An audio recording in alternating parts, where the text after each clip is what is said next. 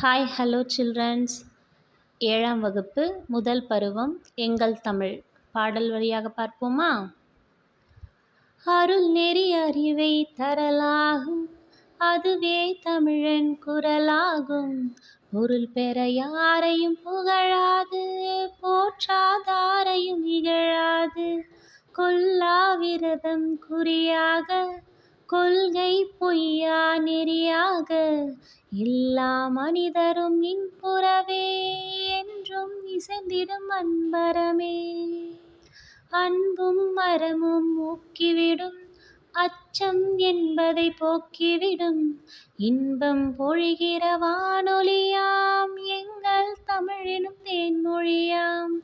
அருள் நெறி அறிவை தரலாகும், அதுவே தமிழன் குரலாகும்.